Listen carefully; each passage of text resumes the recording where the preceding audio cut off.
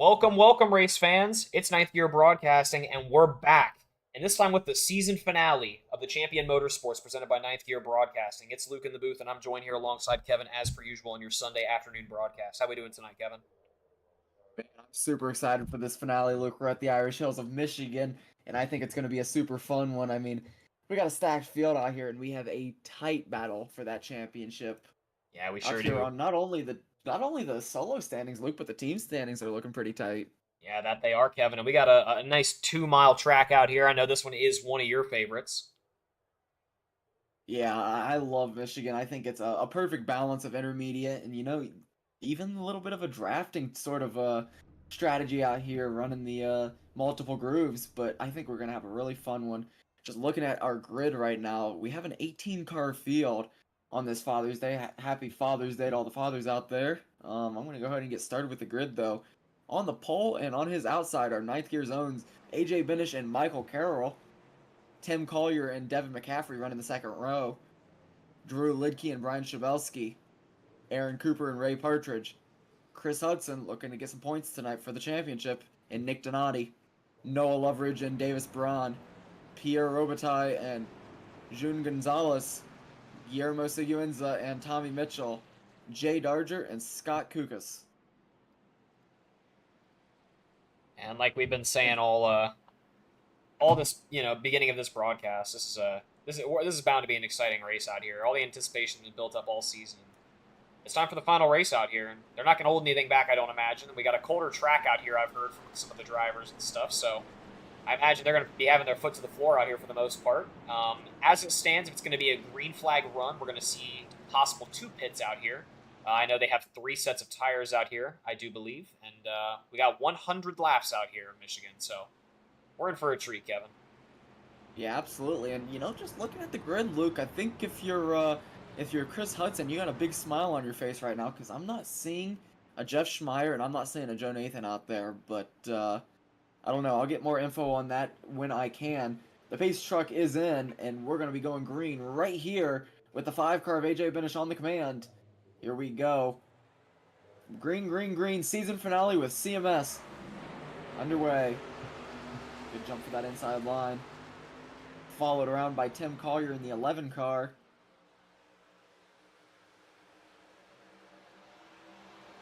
They are off to the races out here for the first time.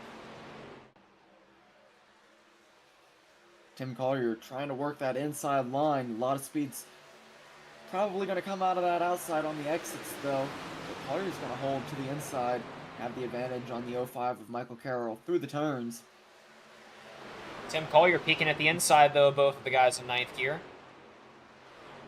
Ooh, up into the wall a wee bit goes Michael Carroll. Yeah, But but he how still about holds Devin the speed. McCaffrey? He's Three peeking at wide for it the now. lead.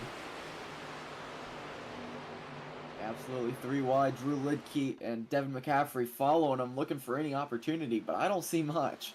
No, not really, Kevin. And it's going to be a tight race out here. We saw, I believe, we'll pull it up over here on the side, a 97-degree track temperature out here. It's 68 degrees out here. They say the track is pretty cold out here for its normal. I'm not the most knowledgeable on the track, of course, but to my knowledge, that is pretty cold for the track. And I imagine they're pretty heavy through the throttle out here on these turns.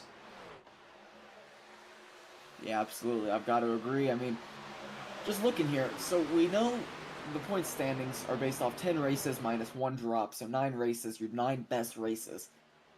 All the guys in the front three, Jeff Schmeier, Joe Nathan, Chris Hudson, they've all ran 9 races. Your next guy is AJ Benish, who's only ran 8, so he's looking for Oh, we got a car decent points here. sideways on the inside. It's As I AJ say that, Benish. He holds on it's to it. him going into the infield, and Oh! so's Devin McCaffrey. But He's he sideways. doesn't hold on to it Caution as comes well, out. but there it is. What a save by AJ Benish, though. And Devin, I think. I don't think either of them made contact with any wall. We're gonna have to go back and see what caused that one, though. Man, yeah, they're both moving. That's a good thing for them. But yeah, let's go back and take a look at what led up to that back there. It's your first caution of the night out here. We'll go ahead and watch the overhead of AJ Benish here. All right, that works.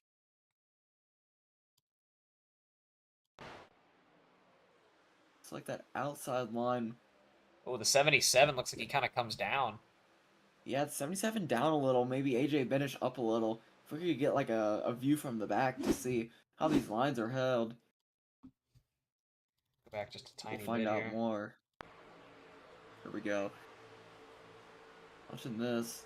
Yeah, it looks Yeah. like the gap kind of just closed. McCaffrey thought, gonna give the 05 of Michael Carroll some room up on the top side. Doesn't realize he's three wide maybe, or just thought he had a little bit more room, Whew. and both of them barely avoiding the rest of the pack, Hey. staying off the wall, and they could be in worse shape, Luke. Oh yeah. I mean, to my understanding, that doesn't really look like any damage, minimal damage, if any. I mean, I Yeah. imagine they're probably sitting pretty fine right about now, but we see a lot of the guys coming in early already.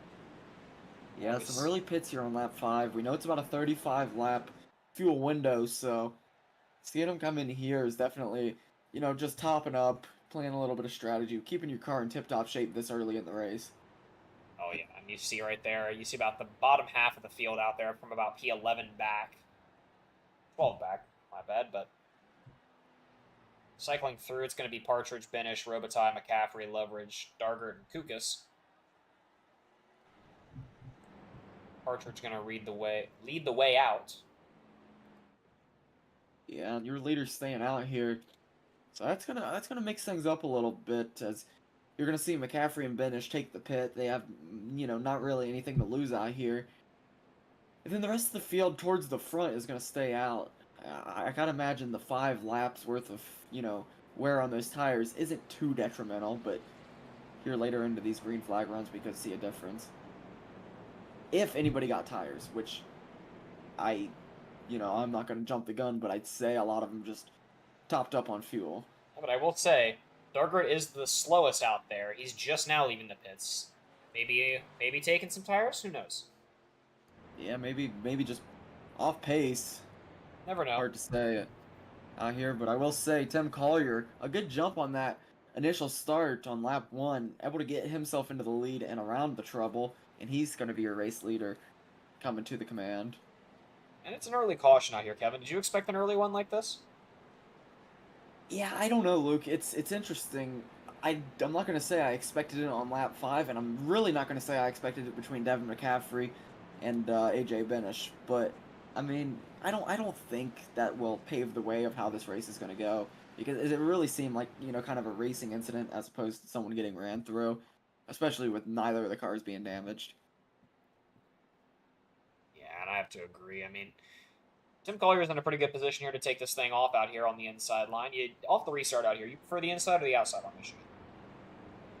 At Michigan, it's all about that exit speed coming out of turns 2 and coming out of turns 4.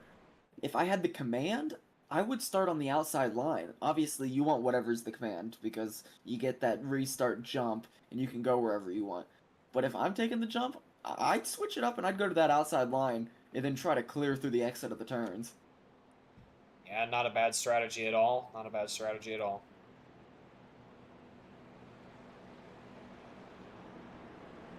We saw Tim Collier really making that kind of first and a half second line work down lower than we saw the preferred line of AJ Benish, the preferred line of Michael Carroll. You gotta wonder though, is that wearing out the tires more, or is it just he's got himself in a groove and he's gonna hold it for the rest of the race?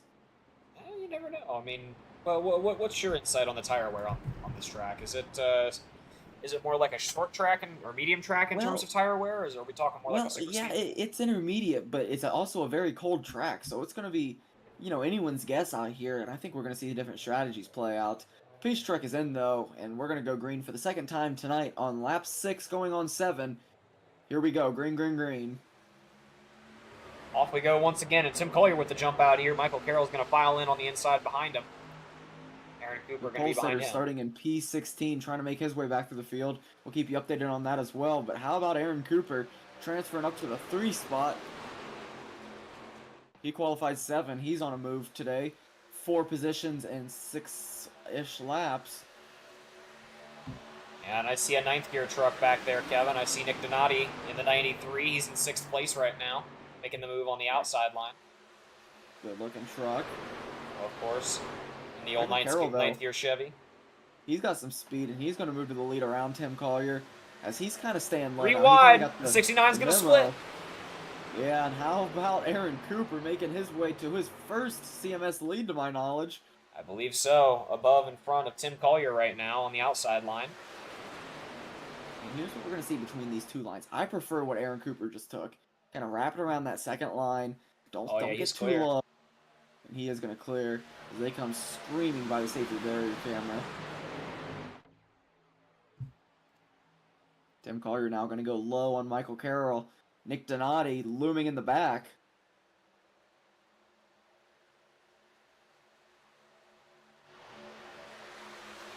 AJ Benish and Devin McCaffrey fighting each other for 13th place as they're both trying to get back through the field. Make something happen.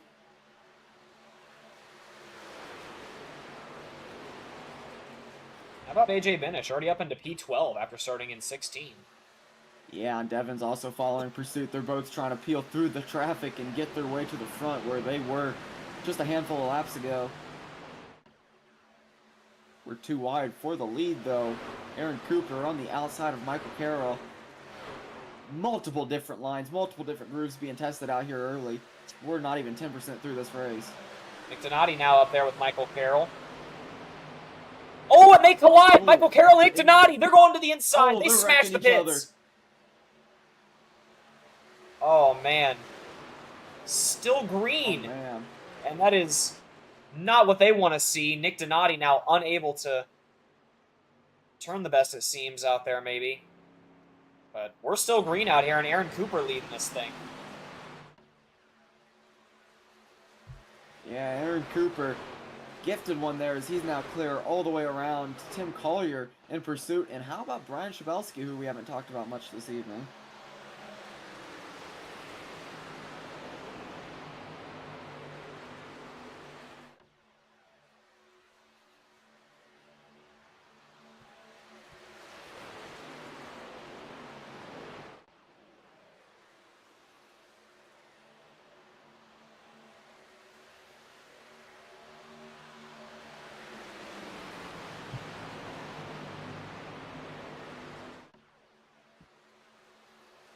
Aaron Cooper and Tim Collier electing to run that higher line.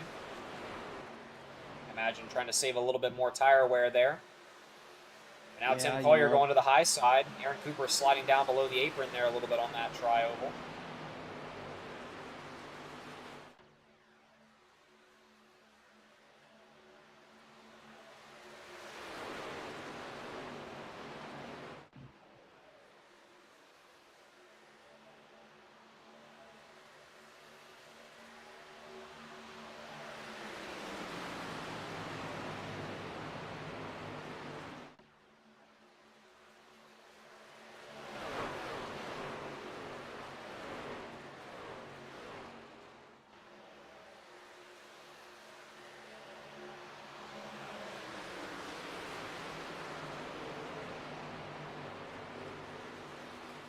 Tim Collier and Aaron Cooper still fighting it out, and you gotta wonder if these side-by-side battles are burning up more tires and wearing out these cars more than just riding single file like we're seeing Davis Braun behind them.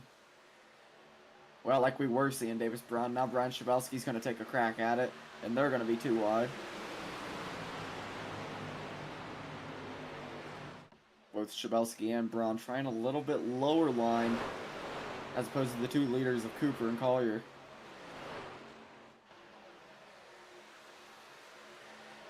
Gotta pay attention to the 43 car of Chris Hudson, currently leading this season in points, but only by 16. He's sitting pretty in P7. His competitor, though, Jeff Schmeier, is not racing tonight. And looking up here on the top of your screen up there, Kevin, there's the standings you asked me to pull up earlier there for everybody.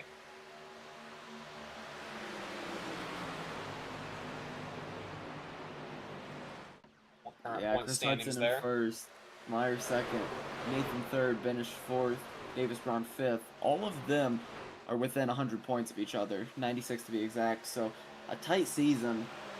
This could really go anybody's way. Yeah, that it could. And right now, the luck seems to be going to Aaron Cooper. He's got something figured out. He's led quite a few laps out here tonight so far, and we are only on lap 15 out here. Still a lot of racing left to go.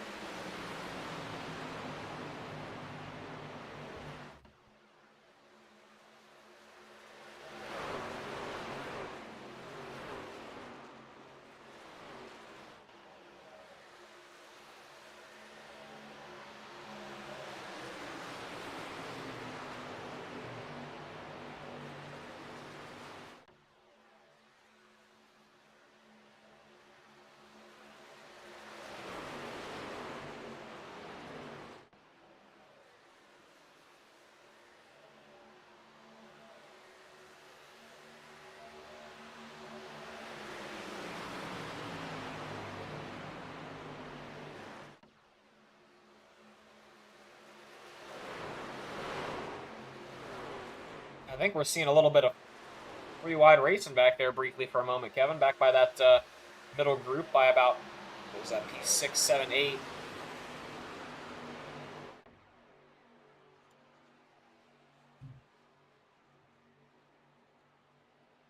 Oh! The 10 comes up. Oh no. Oh, Oh, that's going to be a boy. caution. Noah Loveridge Loveridge. hard into the wall. We're seeing bits and pieces of his truck flying around, and oh my god. Narrowly a misses Tommy Mitchell. That brings us to our second caution of the afternoon.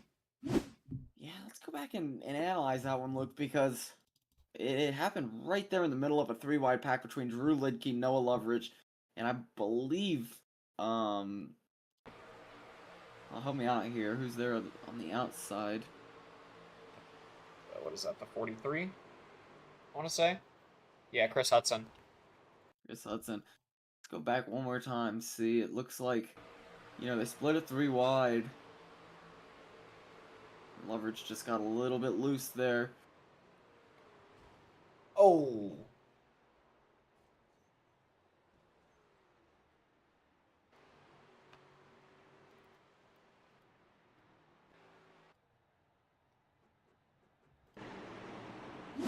Yeah, that's going to be an unfortunate one there. Brings us to our second caution, and we're back to doing some pacing. But a good opportunity for some of the guys that were involved in some earlier incidents to catch back up and get back up with this lead bunch. I imagine we're going to Nick probably see some Donati pit cycle. I was going to say, Nick Donati was about 17 seconds off the pace from being involved in an incident that stayed green, so any caution is a sigh of relief for him. But guys like, Noah Loveridge, I don't know who else was involved, maybe Jay Darger, we see him in the pits. Just a couple of guys, definitely not benefited from that one. Oh, yeah. But the pits are coming in, and they are coming in full effect on lap 18. I'd imagine we might see a first set of tires out here, Luke. Yeah, I think so, Kevin. And we've made it, we're approaching that quarter point of this race out here already, and they definitely got to be feeling that tire wear. I imagine that might even be the reason what happened back there with Noah Loveridge. Like he maybe got a little bit loose off some tire wear, and just looking out there, we're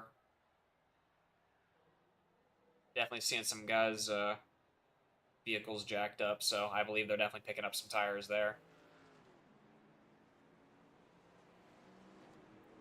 But it's going to leave the lead on the exit out here to Davis Braun.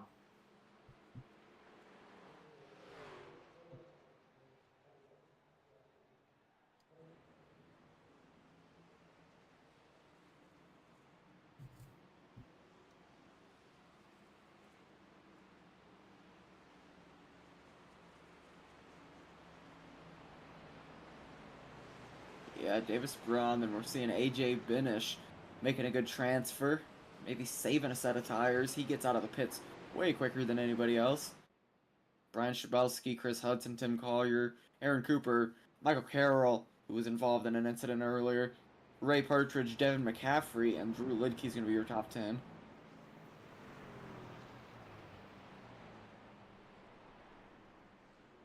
Look, a probable use of the fast repair for Noah Loveridge, I'm not sure. Could be naturally done, but I'm gonna assume it was a fast repair. So, do you drive different at this point if you're Noah Loveridge, or do you just keep doing your thing and hope you don't get into another incident? I mean, to be honest, with this much racing left, I'd see you kind of take it a little easier now. Maybe stay a little further back, stay away from the pack. Just try to avoid anything else that happens out here. Maybe, last quarter of the race, turn it up a little bit, see what you can do to make up that time back. But I'd say without the fast repair and still this much time left to be raced, I mean, I definitely think it's something to be, something to think about.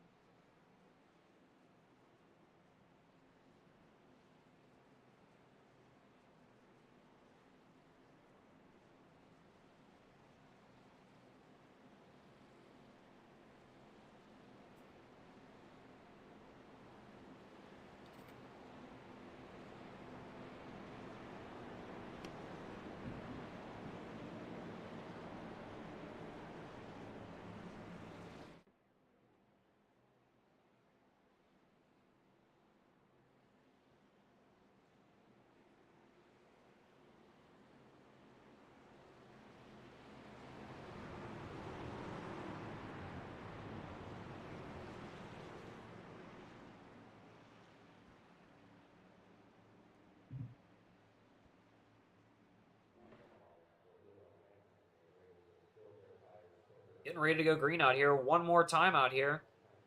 They're going across the restart. Flags waving, and we are green out here once again with the CMS finale. Lap 21. Good jump for Davis Braun, but AJ Benish going to try to hang on to that outside. File in behind him a little bit with Chris Hudson, your season leader, currently in third.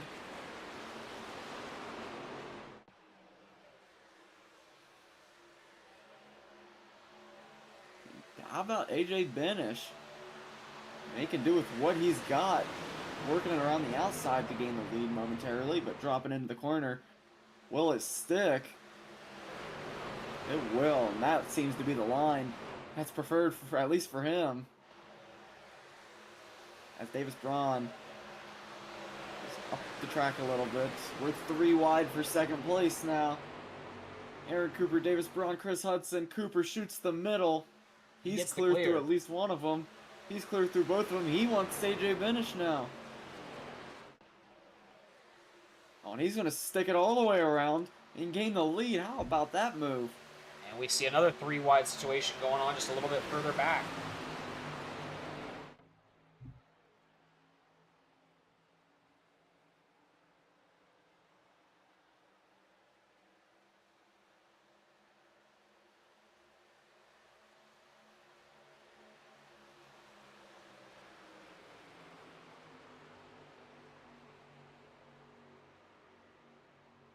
Yeah, this overhead showing how much of a condensed battle it is throughout this field here at Michigan. See Devin McCaffrey working his way through some traffic, trying to get back towards the front. Up into P6 he goes.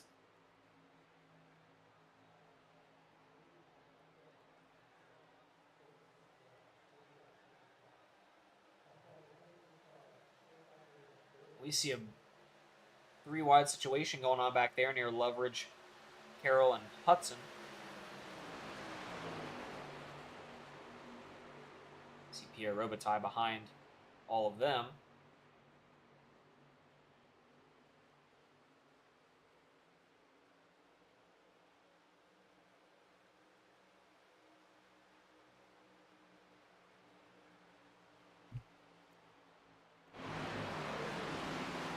How about the battle for second place right now? That big 3 wide battle situation we saw is caught up to the leaders. What up, Stroop? What up, Leverage? What's going on, everybody in the chat? How about Devin McCaffrey working his way through some traffic to get around the field, get his way right towards the front again where he wants to be, where he's comfortable. Hey, same Tim as Nick Collier Donati. also hanging on to it, though. Yeah, Nick Donati also making his way up there. AJ Benish following. And we're seeing those same cars we saw earlier make their way towards the front again. But how about Ray Partridge? He's right there in the middle of the mix. He doesn't want to give back. He wants to make his way to the front, but it's going to be Devin McCaffrey on the inside of Aaron Cooper for the lead.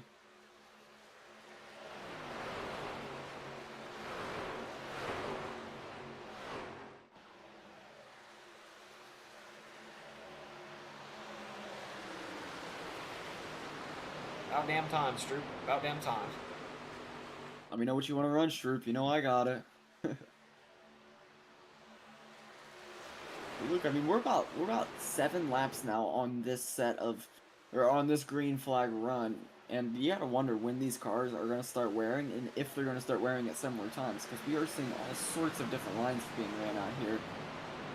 I mean, led by your race leader right now, Devin McCaffrey, staying lower than you're seeing Aaron Cooper, than you're seeing Tim Collier, than you're seeing Nick Donati, Ray Partridge. So, will that have an effect? I mean, I suppose we're gonna find out very soon. I imagine so, but time will tell.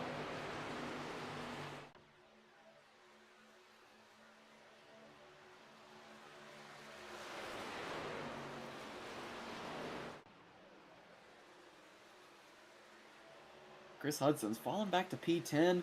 Loveridge has made it back up to P9. I got you, Stroop. Figure it out. I know, me and Luke know a thing or two about it after having to struggle through it. Yep. After about 8 YouTube videos.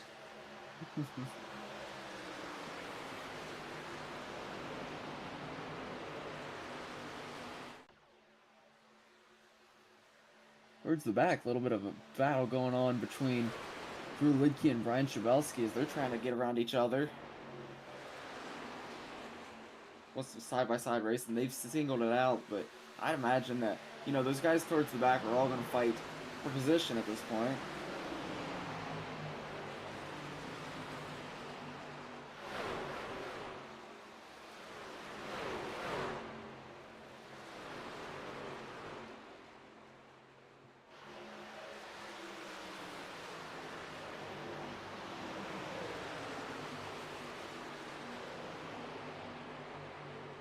Yeah, absolutely, Strooper was a pain in the ass, and I never want to have to do it again, so. Rewind momentarily as that inside line towards the back, not really finding much speed there. I think that was Jay Dargert, maybe? I don't know, regardless. Too It wide seems currently like for the lead. Yeah, it seems like the speed up here is with Tim Collier and it's with Devin McCaffrey, as they have been duking it out. Uh-oh, Nick Donati gets down on the apron briefly, and he's going to lose a position. Holds it together, though. Holding it together, staying up there in the top 5 area, as they've opened up a big old gap. Luke, can we open the track map real quick? Between P5 and P6, there's about a 2-second gap. You can see it right there in the map. Draft having its effect. You know, just different group racing out here, all having effects on each other. And Oval Daddy Devin currently in the lead.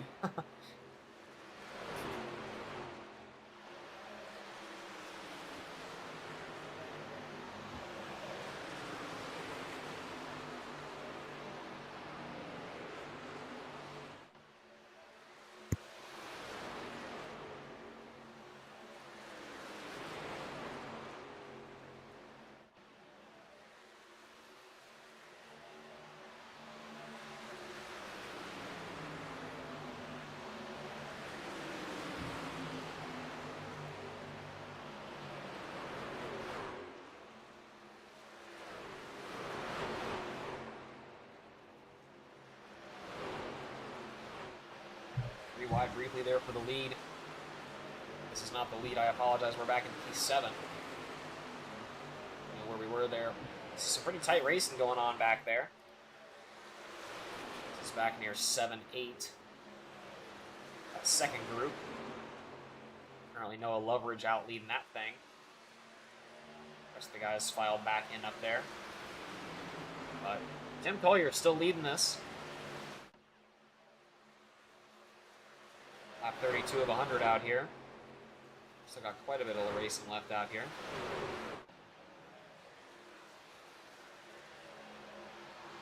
Let's see when these guys last pit out there. Everyone on 18 except for Leverage out there, I believe, and a couple other guys. Maybe still on lap 17.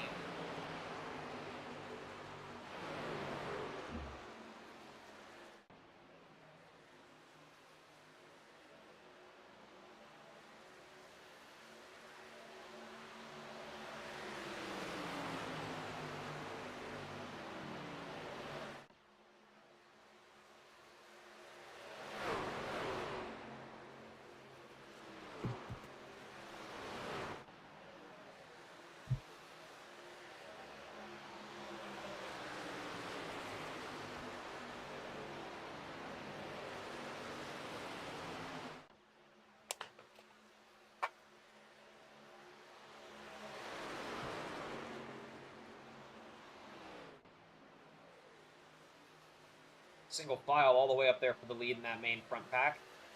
Imagine they're going to probably keep that as tight as they can out there, expecting the green run.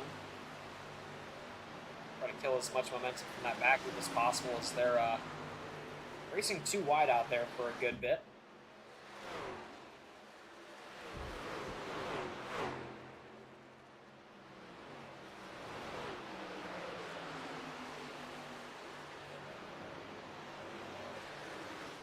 Tim Collier, and as Cameron Stroop calls him, Oval Daddy Devin, making his way up there behind Tim Collier for the lead.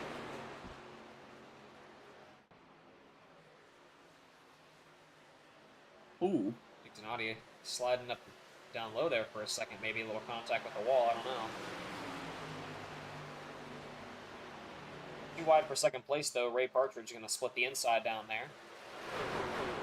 Yeah, and right now it seems like Ray Partridge is the only guy trying out different things. Oh, Donati getting a another little little high wiggle there there again. from Donati. Holds it together. Aaron Cooper goes to the pass on the inside below the apron.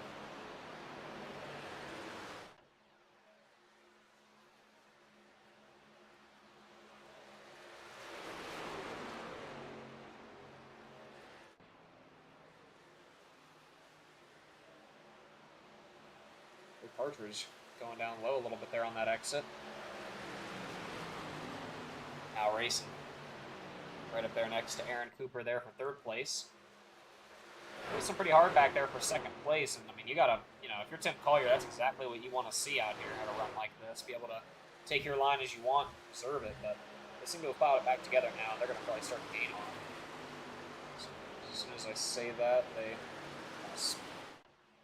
I'm just going to shut the hell up. They keep switching it up.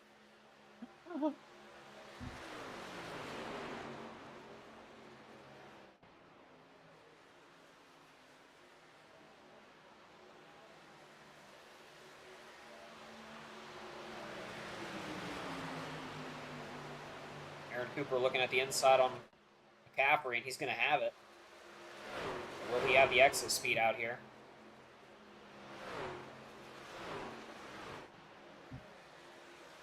Let's go and hop on board a P5 right now, 9th year zone, Nick Donati right now. He's running up there with the front bunch. Let's get an idea of what these cars are sounding like right now at this current stage of the race. How much lifting they're doing.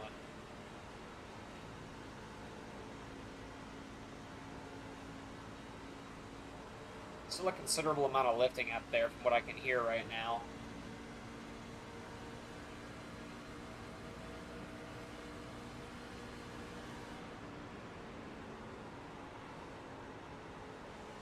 Or that wheel, I don't know what the hell that was.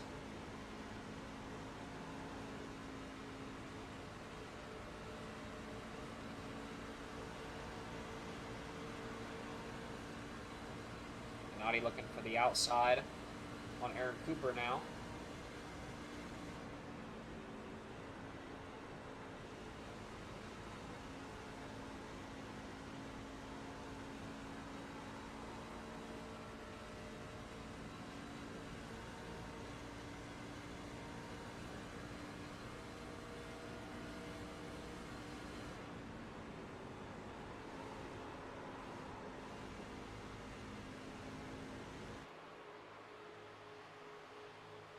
Yeah, Luke, I mean, we saw pits almost, 15, 20 laps ago, and these cars, I'd imagine they're starting to get a little worn out here. So it's going to be interesting to see if Collier can hang on to it, if we're going to see a different leader, just what the dynamic is going to be now that these cars are really starting to wear down. Yeah, I mean, we heard it there on the onboard of Nick Donati. I mean, they're lifting quite a bit out there in those turns from what we can hear out there, but still pretty consistent through that throttle throughout the turns anyways. They're not completely coming off the gas.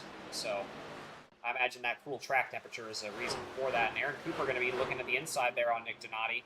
I imagine that's going to be a little bit more tire wear there. Yeah.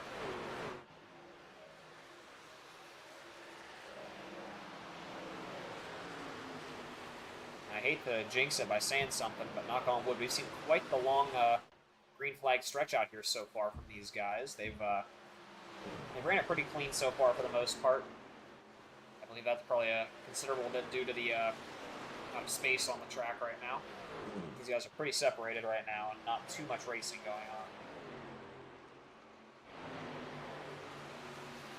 Much crazy racing, I should say. And Tim Collier is starting to get some separation now. Over a second and a half up on second place.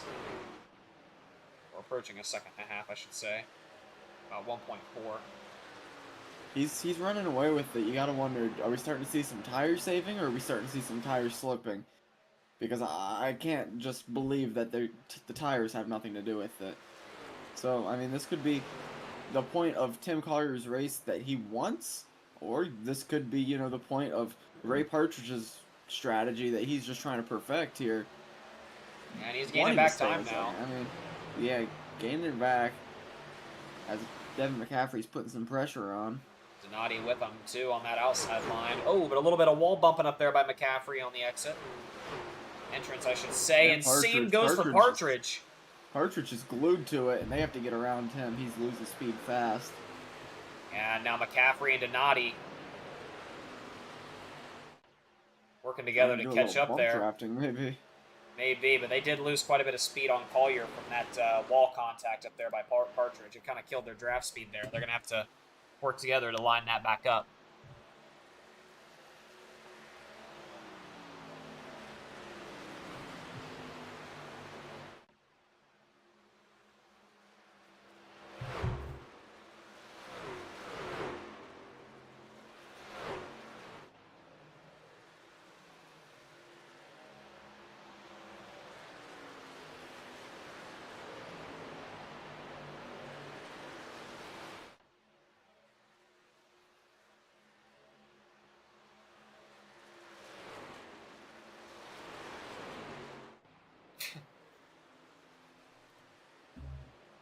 Some Oval Daddy Devin fans in the chat right now. It seems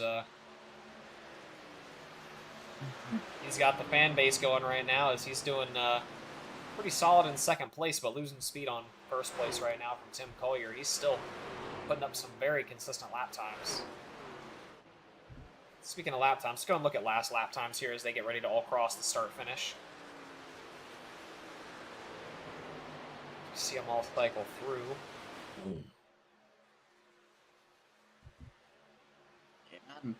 It's looking like a little bit better lap times for the guys behind Tim Collier, but nothing crazy, you know, 1/2 of a second. Not bad out here. Let's see who has the best time.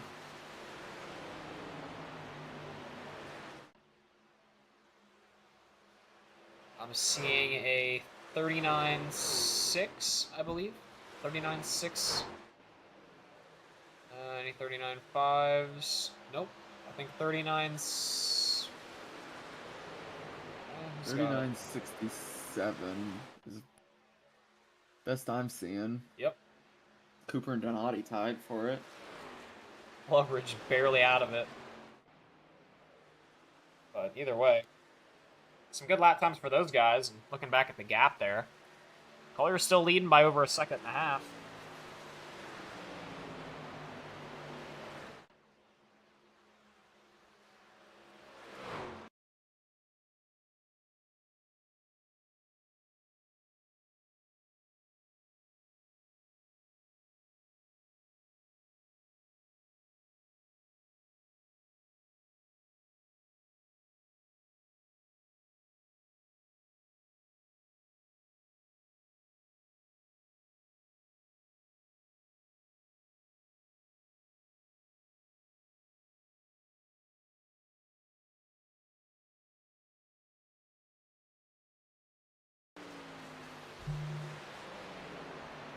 Collier now grown that lead he's got right now. He's up almost 2 seconds now.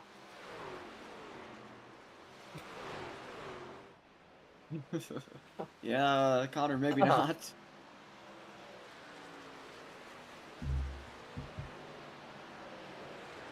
We're seeing some pits right now, Kevin. Yeah, the cycle started. Aaron Cooper, Donati, Braun, and we see Michael Carroll making his way in. But a lot of the guys still staying out here. Tim Collier, one of them. It's a big window because the guys that are coming in now can't imagine that they could make it, you know, another, 20 laps or so to make it a one-stop type of pit. So they're trying to split it evenly between the two. Whereas I'd imagine some of these guys are going to stay out on a little bit of a different strategy.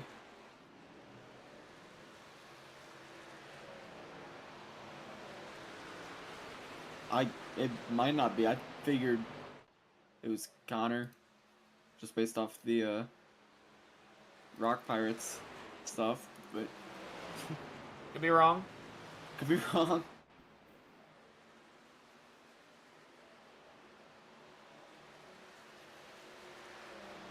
Tim Collier leading this thing by an official 2 seconds now. Things are cycling through though. We see AJ Benish making a charge.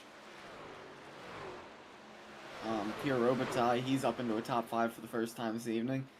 Chris Hudson back into it. So we're in the middle of a, fuel window, fuel split. That's when things get really scary. I would hate to see a caution right now. I love seeing these things play out. Yeah, me too. And we're seeing another bit of the pit cycle going through. AJ Binish, Chris Hudson, Jay Dargert, and Drew Lidke all making their way through now. Pits are splitting up, but your leader is Tim Collier still staying out there, but McCaffrey now making up some time. Yeah, closing it in. And if I'm Tim Collier personally, I take that as my sign to come on in. But you never know what the strategy is, the plan is. I imagine, yeah, here he comes. Yep. McCaffrey's going to follow him right in. So is Robitaille. Clean regardless. Ty comes in, and that's Seguenza's going to stay out. Yeah, right now we see about 5 cars still out. We see Mitchell, we see Kukas, we see Gonzalez, we see Seguenza in the lead, obviously. So I guess 4 cars remain out, whereas the rest have either pit or are currently pitting. We've passed that halfway point now, Kevin. What do you think of this thing so far? I think it's played out. I mean, all we could ever ask for. We're seeing tight racing towards the lead. We saw a little bit of a gap there, gained by Tim Collier there at the end, but I'd imagine on these fresh tires, it's going to close up, and we're going to see some different strategies played out throughout this race. They still have to pit again. They're not making it another 49 laps on fuel, much less tires. Oh, no.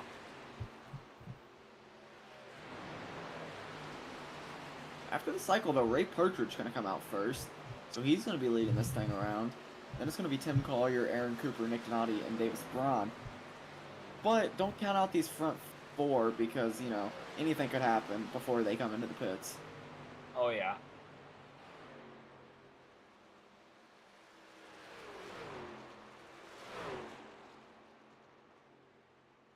Oh, and we see the 88 of Gonzalez getting a little loose there on the exit of turn 4, starting to feel that tire wear, but he's still out there. Holds it together. Yeah, starting to really feel these things.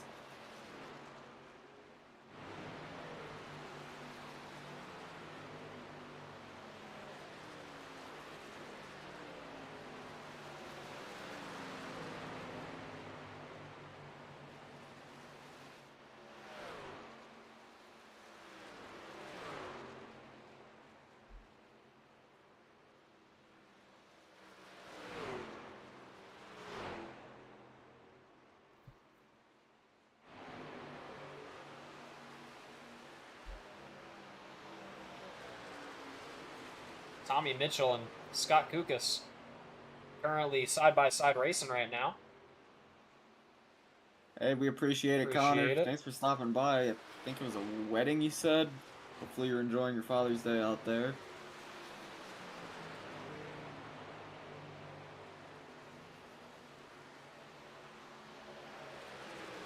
These front 4, Luke, it's going to be interesting to me to see just how long they can stretch this. Because we saw the pit cycle start about 10 laps ago.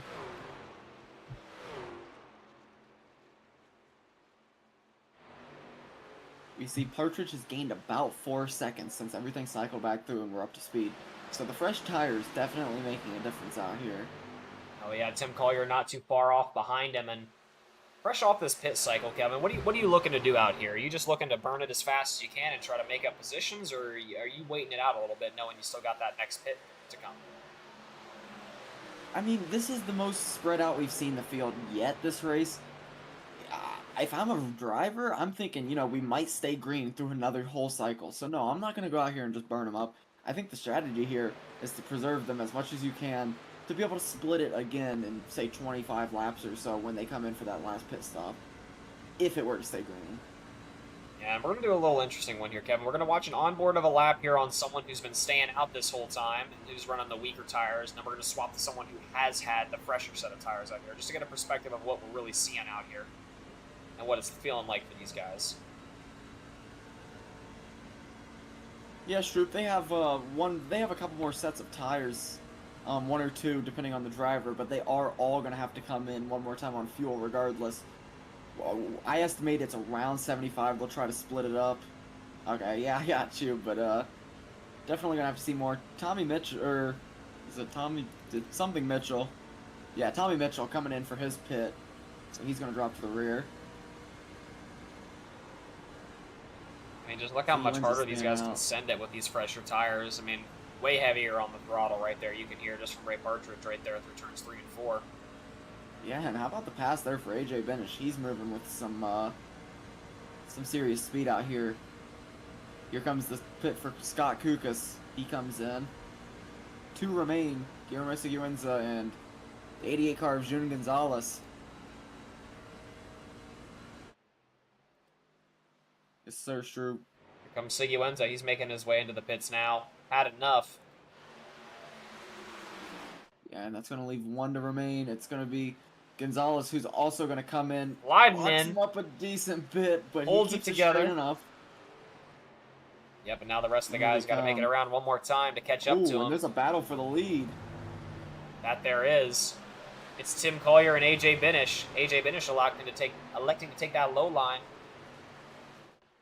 Yeah, and he's definitely moving with some more aggression than he was before the pit cycle. He's got some fresh tires on. We know he saved that extra set as opposed to everyone else. We saw him fall back about 4 or 5 seconds in doing so, but he has made it up on these fresh tires.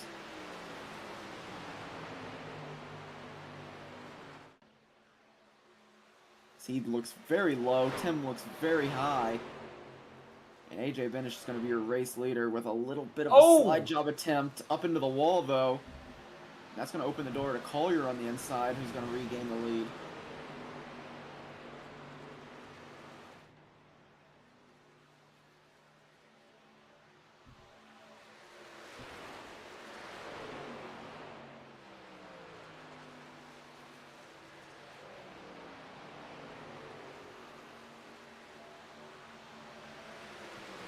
And Collier now clear of it. He's in the lead, but here comes another deep dive for AJ Benish as he's going to be a race leader. Oh! I'm hearing Gonzalez off the track. He's sliding out. And that's going to bring out a caution caution. Flies. And it was side by side for Collier and Benish when the caution flew. It's going to be interesting to see who's given the lead there. And, I mean, look, I got to talk about strategies. After we see what happened here to Gonzalez, I got to talk about why this is not a very good spot for a caution. But first off, let's just see what happens here. Yeah, and he's all by himself. I imagine this is going to be a pretty cut-through review. I believe it's just going to be a spin out. Yep. Just a little heavy on the entry, maybe caused him to spin out a little bit, unable to recover. But keeping it off the wall, I think. Yes. Keeps it off the wall. But yeah, go ahead, Kevin. Tell us why this shakes up our pit strategy a lot. We're on lap 60. We got 40 laps to go right now. 41, technically. I heard from AJ Benish pre-race that the fuel window is around 35 if you want to really push it. That's going to put us right there. Maybe short, maybe not. Can these guys save fuel at a track like Michigan? I don't know. We're going to see the pits, obviously. Nobody wants to get behind on the fuel. Well, it looks like a few guys are okay getting behind on the fuel, but for the majority, we're going to see the pits. But the question is, are they going to try for it? Are they going to put that last set of tires on now and just assume that we stay green out here? Or how are they going to play this? That's really going to be interesting to me. And also, let it be known, I don't mind the decision to stay out here.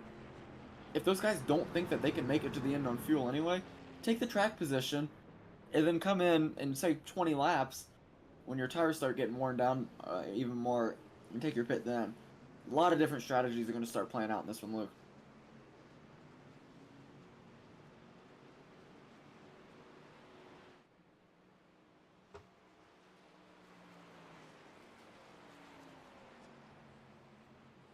Collier's going to win the race off pit road.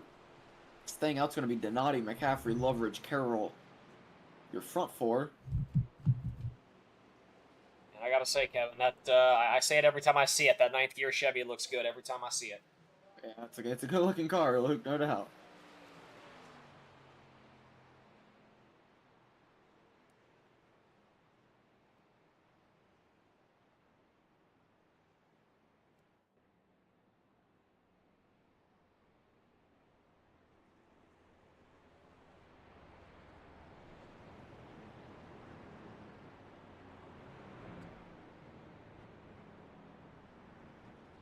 Currently reading Gonzalez down a lap and Zabelski down 2 laps, so probably not where they want to be in this situation. Yeah, it was interesting. Gonzalez went for it, stayed out as long as he could. Had to come in, and then the caution flew.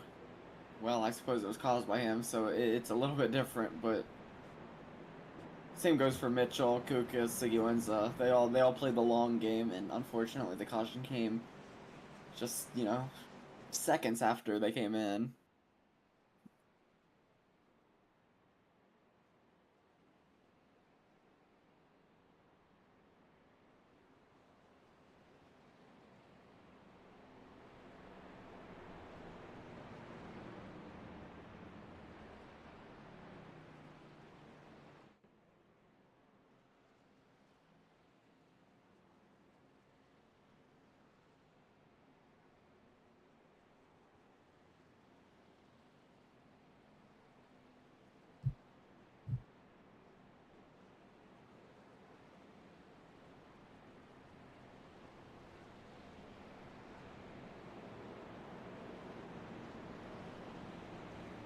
Going to be Nick That's Donati and gonna Devin leave us. McCaffrey lining it up out here for the lead. Yeah, and that's gonna leave us with about 38 to go once we go green here. So it's gonna be a little bit short on that fuel window, I'd imagine. But I mean, also, if we were to stay green out here and those guys, that just took the fuel, they'd have a lesser pit time if they were to only come in for a splash of fuel. So, I mean, just a million different things to think about on just, I mean, probably 2 or 3 different strategies. And getting ready to go green out here once again. It's Nick Donati with the jump on the inside, flags waving, and we're racing once again. Here we go. There you go, a good jump by Donati, but Noah Loveridge looking to his inside. Devin McCaffrey trailing behind.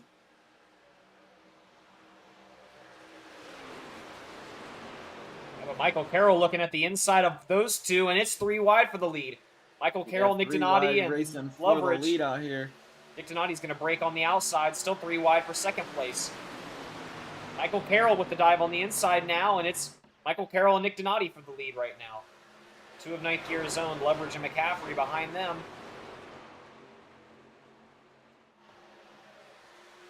McCaffrey going to slide down to the inside.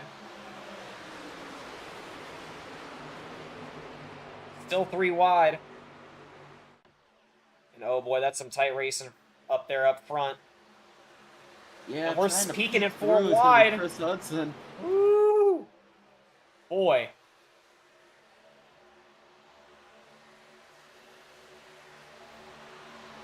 And here's where we see that that dial get turned up a little bit more, Kevin. There's another 3 wide situation going on back there by AJ Binish.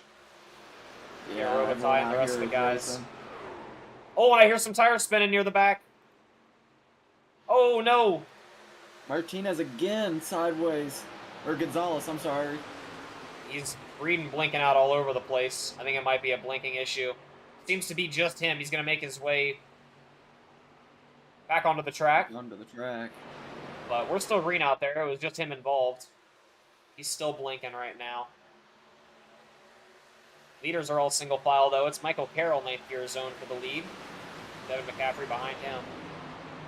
Yeah, McCaffrey's closed that gap. It was about half a second. Now he's there on the bumper. But Chris Hudson also trailing his bumper. And Davis Braun, top 4.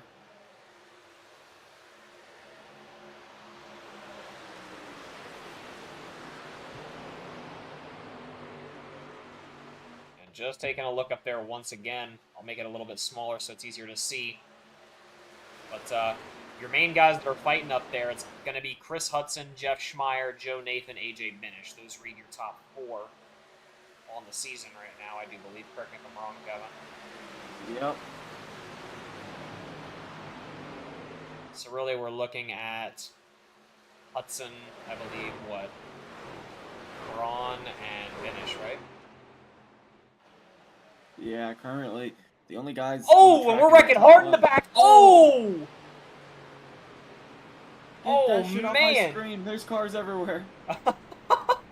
Oh, my God. And we see Pierre Robitaille making his way into the pits. Tim Collier as well was involved. Gonzalez is still, he's spinning out again. Ooh, locking it up, ooh, drifting clean. around. I think he's gonna Stay out. stay out again. I thought he was gonna make his way into the pits there, but goodness, that was some carnage, Kevin. We're gonna have to go back. Yeah, something happened there, and was not good for the guy that's led the most laps out here tonight, Tim Collier. Let's maybe go and watch his onboard, see what happened there. He was running up there just shy off the main front pack up there. Gets a little loose on the turn there. You can hear it. Tries to ride it out. Oh, and then gets bumped from the back. And, oh, Pierre Robitaille. Yeah, we'll have to go back and look at that at the overhead. But we see it causes because of Tim Collier getting a little loose up there. Let's go ahead and watch the overhead there and see what happened afterwards.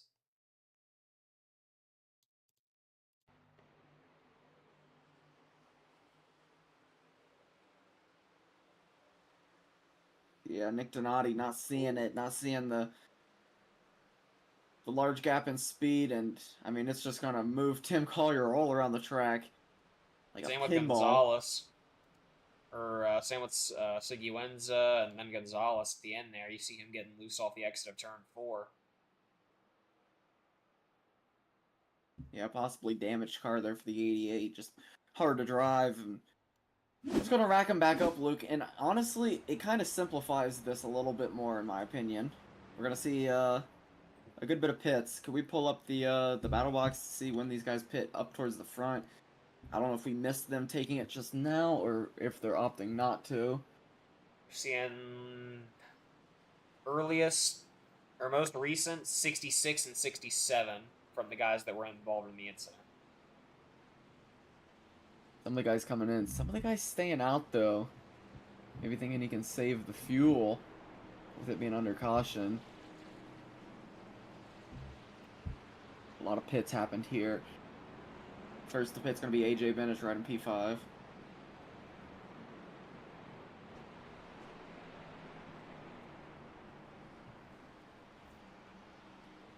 Yeah, everybody on different strategies out here, Kevin. It's really shaking this thing up out here. But like you said, simplified it a little bit more with that second caution out there. And that's going to put us right at about, I want to say, lap 70 when we go green out here.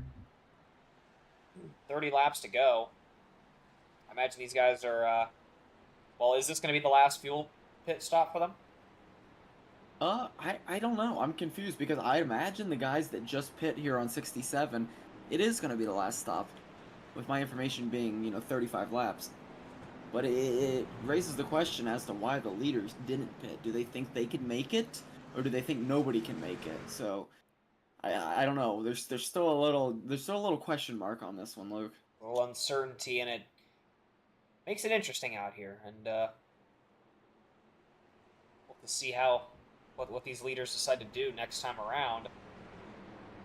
But the lights are off the pace car. We're going to be going green this time. Bye, Kevin.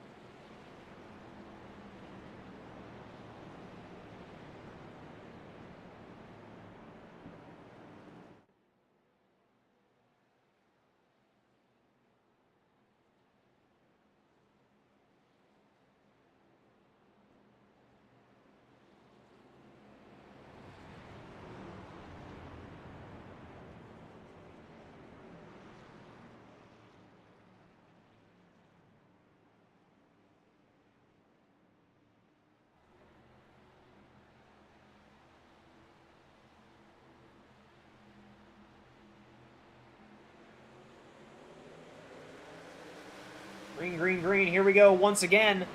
The jump goes from Chris Hudson. And I believe we're probably going to see him come back one more time. We don't know. There's still a question mark on the pits, like you said.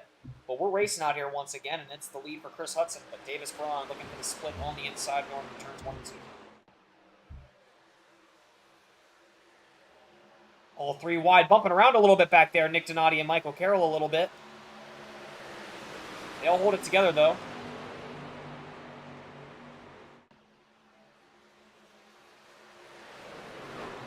Devin? Yeah, and just looking at the chat, Devin McCaffrey did seem to have a long pit stop. Um, only thing I could think about, I don't know, Tough to possibly say. coming around the second time the pit lanes were open and touching up to try to make it to the end. Only thing I can think of, but I didn't catch it. And we see him splitting a little bit back there, 3 wide near Nick Donati. Settles back down to 2 wide, but they're definitely battling pretty hard back there around P8, 9, 10.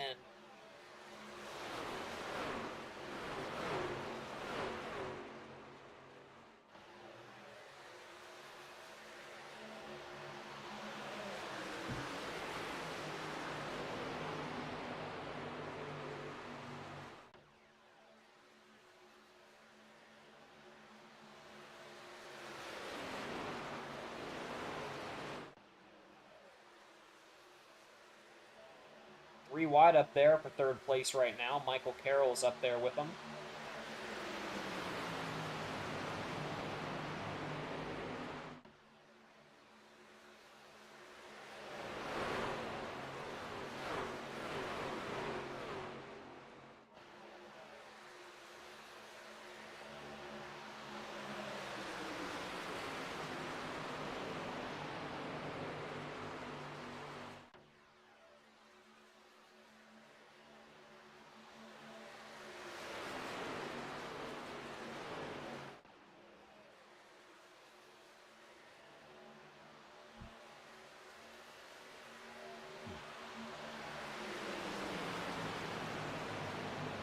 Earl Binish now 1-2 in this thing, with Davis Braun in pursuit, Chris Hudson behind him.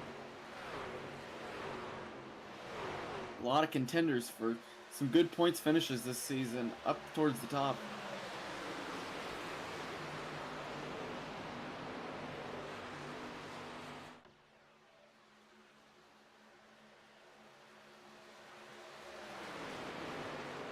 Only 26 to go out here, Luke. We're getting close to the witching hours of this race. Yeah, that we are, Kevin, and these guys are going to probably start to crank it up a notch out here. They're saving as much as they can out here, and I imagine they're going to be spending it all here pretty soon.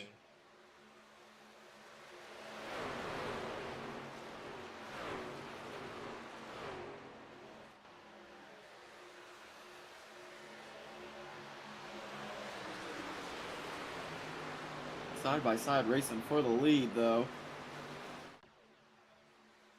Davis Braun looks lower. Or not Davis Braun, AJ Binish looks lower on Michael Carroll. 3 wide behind them, though. Briefly. Ray Partridge trying to find his way back to the front.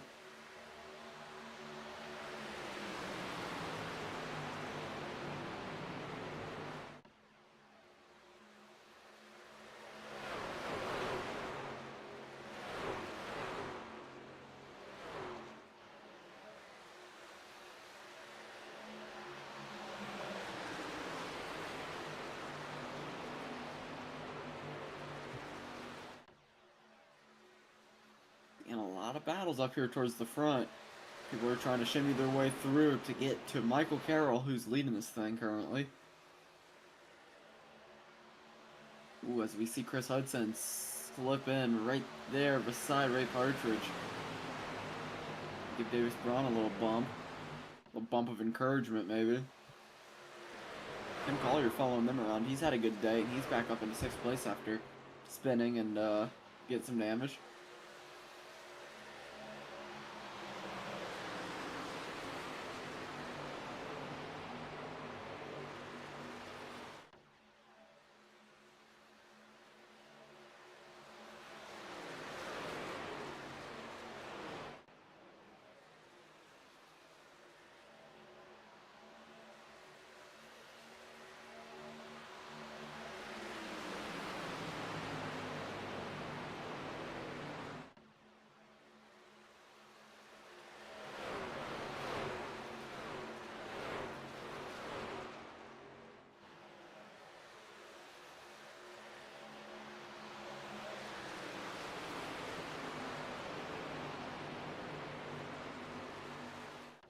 Couple of Still, fives up towards the front. Oh yeah, it's still a ninth gear 1-2 right now, Kevin. It's pretty good for them right now, but Ray Partridge and the rest of the guys hot on their heels, looking to come back.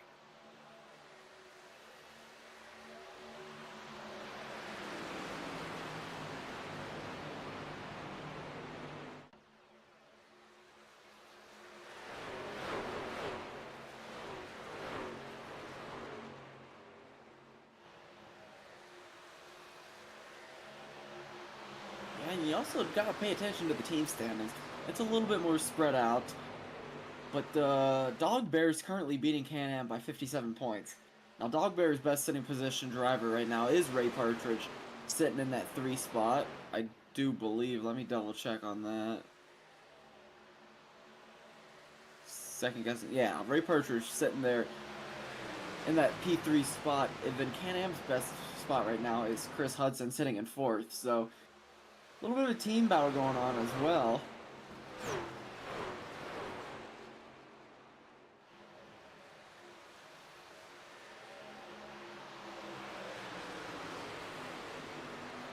We're 2 wide, 2 rows deep.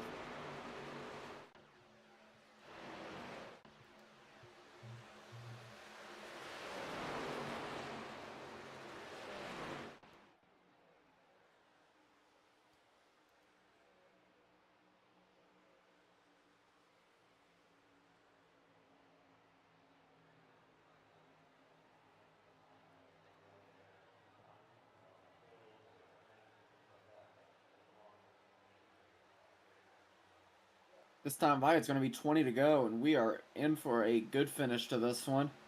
A lot of tight racing up towards the front. It seems like that front pack is about 7 cars deep, then falls off a little bit before we get to the 77 car of McCaffrey.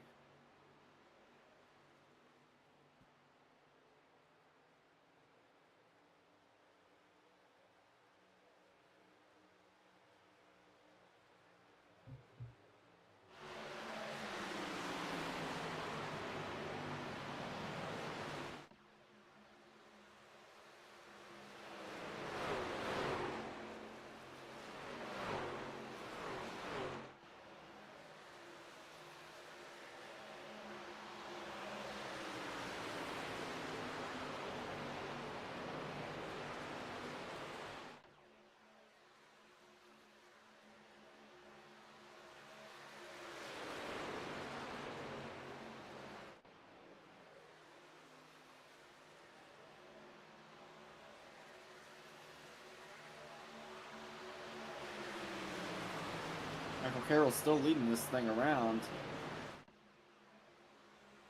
We haven't seen too many movers as far as this restart goes. I'd imagine there's some, tire saving strategies, maybe even some fuel saving strategies going on right now that we can't really see. There's still 18 laps to go. That's a lot of racing for a track like Michigan that's 2 miles long.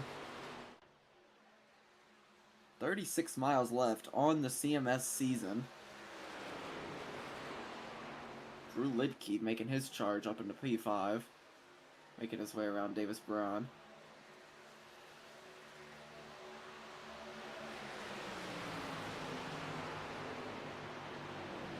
It's still tight racing up there. They're trying to get as much of a gap as they can out there from that second group being led by Devin McCaffrey.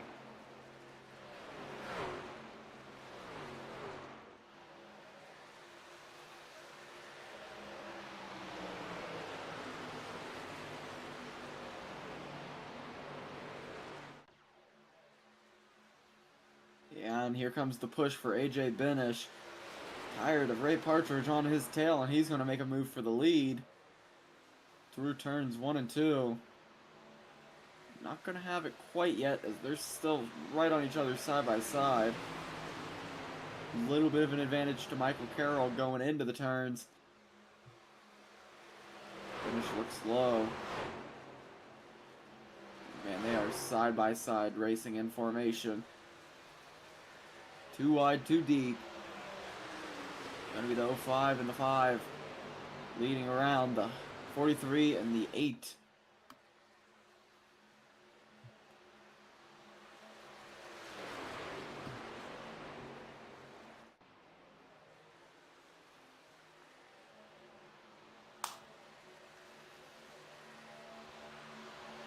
Michael Carroll, AJ Binish still leading this thing away right now. Partridge and Hudson behind them.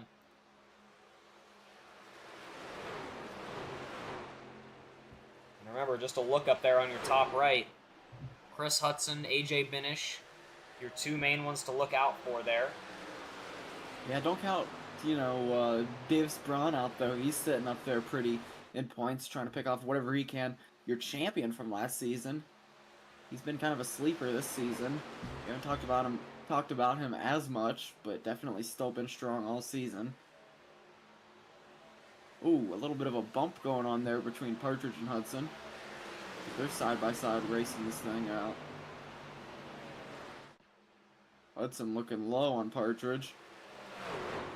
AJ Benish follows the lead on that, and they're both low. I think they can all start feeling their tires loose. Oh yeah, no doubt. At this point, I mean, looking at the battle box here, we see the last pits, 67, 60. You see the ones that last pit on 60 starting to maybe fall back a little bit, starting to feel the tire wear a little more than the guys next around them. Yeah, also in a rougher fuel situation.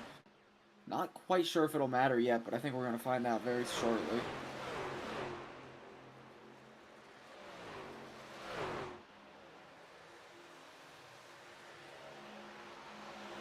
Chris Hudson making it around and clear of Ray Partridge now.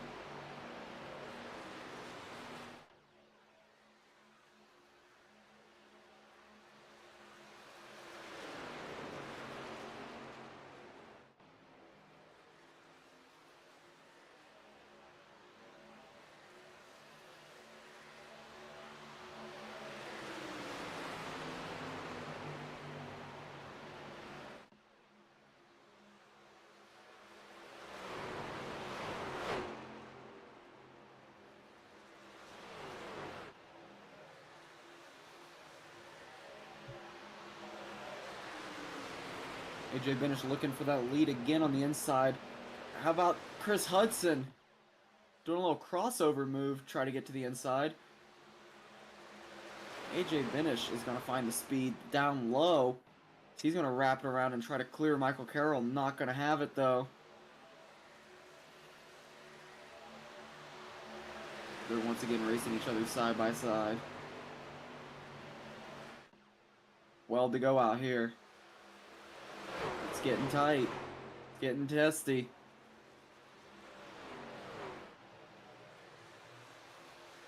AJ Benish so close to being able to clear there. Not quite, though. Maybe through these turns 1 and 2. As Michael Carroll's really just trying to hang on to it.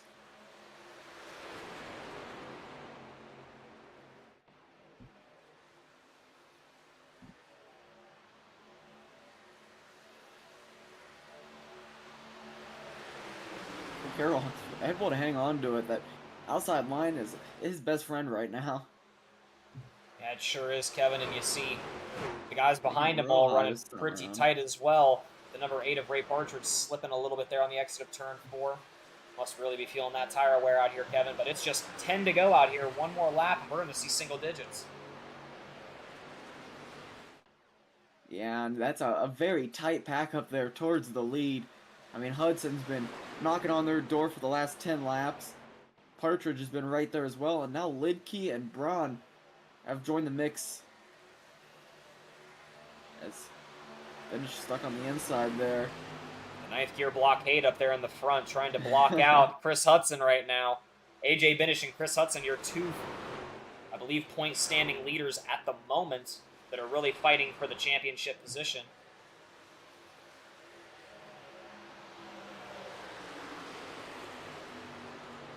Michael Carroll staying up in front of him. Yeah, Chris Hudson got his nose on the outside of AJ Benish there for a second, but Benish is able to find some speed and clear that out again.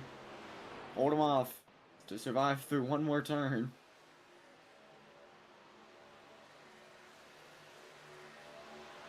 And that's all it really is out here, Kevin. One lap at a time. And now we're starting to get closer to that last one out here, so it's really just about putting yourself in that better position out here than the guy around you. Yeah, AJ Benish has had no problem staying on that kind of lower second line on the backstretch, and I think that's really benefited him as he finally clears Michael Carroll and is going to move to the lead. Now it's Michael Carroll's job to hold off Chris Hudson as they're taking turns around here. And like I said just a minute ago, the ninth gear blockade still holding Yeah. strong up there. Look at the speed on that outside that the 05 of Michael Man. Carroll's finding. Yeah, it's just crazy how much more you can get out there. And look at that, he gets enough speed to clear. Yeah, with a mere 8 to go, he clears, and they're back to single file.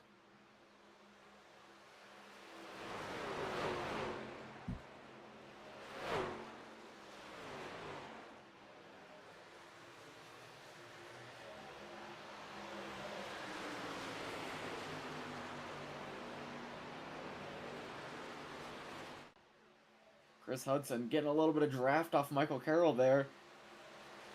Just really trying to find his way through or around or whatever he can do. While not burning off his tires. Oh, and a little bit loose goes Michael Carroll. AJ Benish is going to find the speed down the straightaway due to that. 05 stays true to that outside line, but here comes Chris Hudson. He's going to try to slip in there.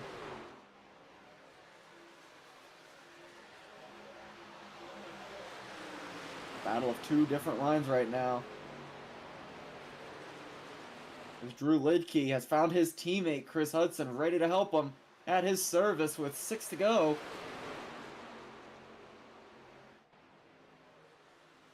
Keep in mind, Chris Hudson's sitting on 6-lap older tires, 6-lap older car.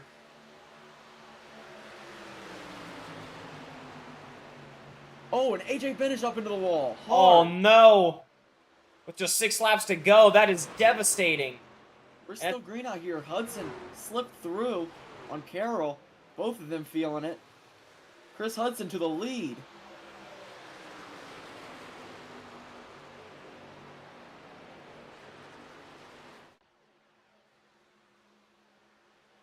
AJ Benish now showing in the pits. Unfortunate for him. Oh yeah, and Devin McCaffrey going in as well, but it's 3 wide up there for second place right now. Lidke, Partridge, and Carroll file it back down to 2 wide. Chris Hudson leading this thing.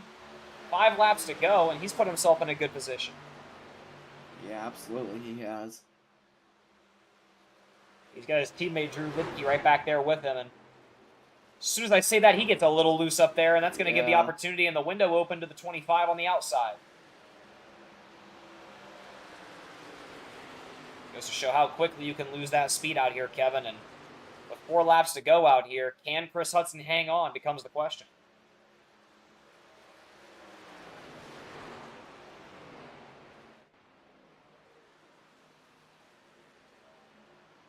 But boy, heartbreaking for AJ Benish, who is now a lap down in 16th place. Absolutely.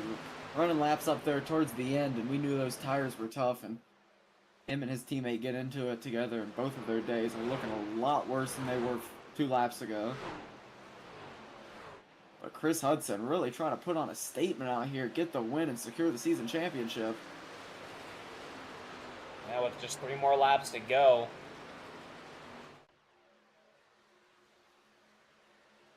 Davis Braun's still up there. Yeah, Braun's looking at it. He's got to get some serious speed to pull out of his ass to catch up to him, though. Chris Hudson's been on a storm of a run out here, and he is looking to hang on to it here, just keeping that lead consistent up there you see on the tower over there on the left side.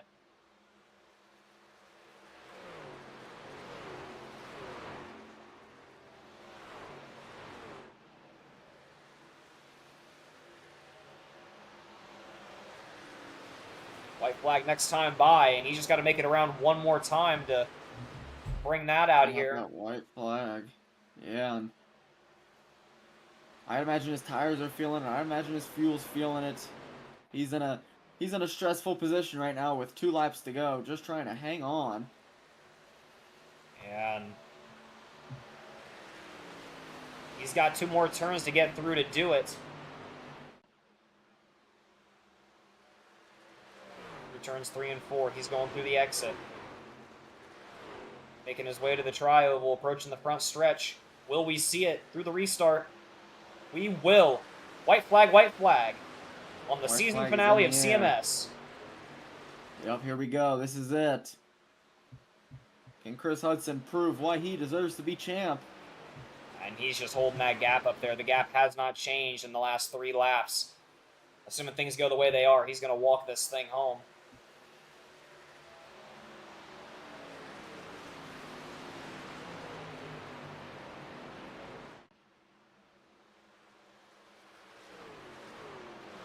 Lap car Nick Donati in front of him. But it's going to be Chris Hudson walking it all the way to the line. From the start of the season to the end of the season, Luke, it was always Chris Hudson, and he's going to walk it home and get himself a trophy out here tonight. A couple trophies out here tonight. Race winner and season winner. Hudson Motorsports represented. Can-Am Motorsports represented. He put on a show tonight. Oh, yeah, and a great win there for him and a great end of the season there for him. For him and all the guys out here at CMS. That was an exciting final race out here.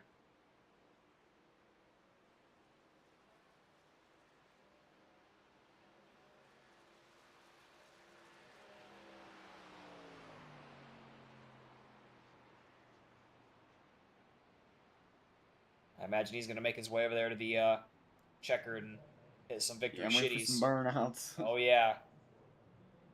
I'm going to head over to the broadcast room. Luke, I'll see you over there. Yeah, we'll go and get these interviews underway.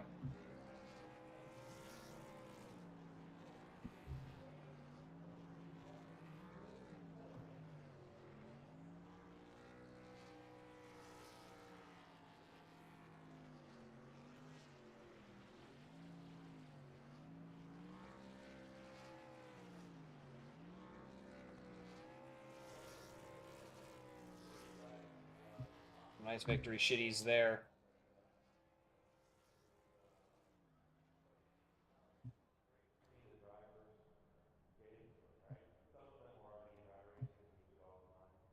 Yeah, great season for Chris. A great season for Can-Am. I don't have a read yet on team standings leader, so waiting to get a word on that to get that out to you guys, but I can't imagine anybody but Chris Hudson's gonna be your champ out here as he went into the race leading and then secured a win. Yeah, and it currently reads your top drivers out here of the afternoon, your unofficial results. It's going to be Chris Hudson, Davis Braun, Drew Lidke, Michael Carroll, Ray Partridge, Tim Collier, Jay Dargard, Guillermo Siguenza, Noah Loveridge, and Aaron Cooper reading your top 10 and many more to follow in that 18-car field. And like we said, Kevin, what an absolute blast out there for a final race of the season. Couldn't ask for much more. Yeah. Yeah, I mean, we got a little bit of everything. We got the green flag stops, we got the action, we got the incidents, we got the 3-4 wide even racing for a little bit there, and honestly, Michigan rarely disappoints. Nah, it really doesn't, Kevin, and I see why it's one of your favorite tracks out here as we wait for some of the guys to make their way on over here for the interview portion of the afternoon.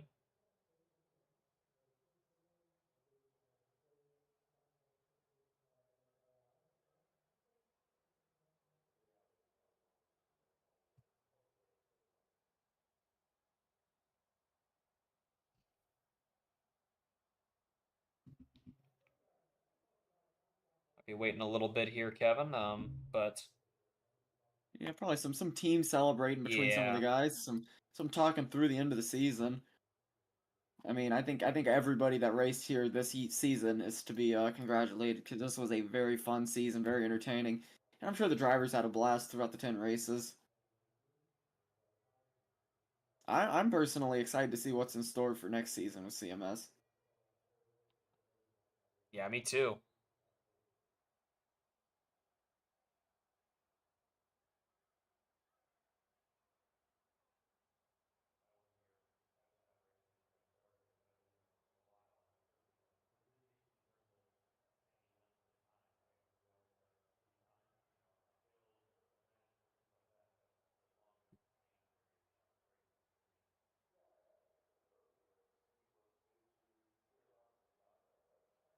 Yeah, first interview we're gonna get in is probably gonna be my favorite of the evening. It's gonna be Chris Hudson.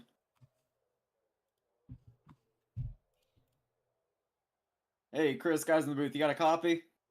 Hey guys, gotcha.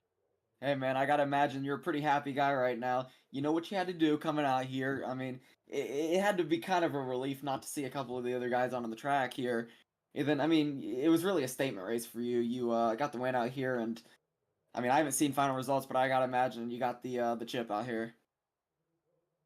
Yeah, yeah. I think I got it wrapped up, which I'm so super excited about. It's been I haven't won one of these championships in a while, so it's awesome to take one home. It's such a good group of drivers, really fast guys. So to get a championship is always something to be proud of. So yeah, it's been a great season. I kind of was kind of fell off there the last few races, and then I knew tonight I needed to come in and have something good to happen. So yeah, I was happy to be able to put something together and get the win. Yeah, absolutely. And you definitely did put something together. Talk us through the situation on the fuel and, how those tires were feeling. We don't specifically know how your car was doing there at the end, but it was a 40 lap run. Talk us through how it was feeling. Yeah, I was feeling okay. I really, I had the lead there for a minute, but I kind of let some guys go by because I wanted to sit behind them. I wanted to save a little gas first of all, make sure I had enough to get to the end, and then yeah, I was just trying to kind of be conservative on the tires.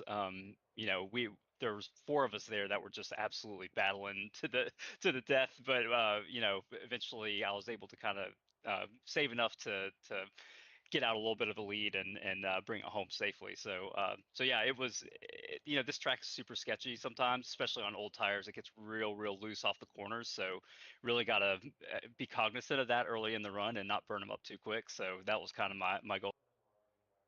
Yeah, absolutely. And I gotta say, a standard's now been set. I mean, going into the next season, you're gonna be the one carrying around that championship trophy. You think that's gonna, set a standard for you, set a, guideline to how you have to race out here in this next coming season, or you're just gonna go out there and do your thing again? Yeah, I mean, I'd probably go out and do my thing again. I think I guess I feel like my strength is patience in a race. Like I don't mind dropping back a little bit at the beginning just to try to save and try to come back at the end. So that's kind of been my MO, and I think I want to try to continue that. I like to try to slow and steady, at the beginning of the race, and then try to pour it on there at the end. But you never know. I mean, these guys are going to be coming after me next season, so it's not going to be easy for sure.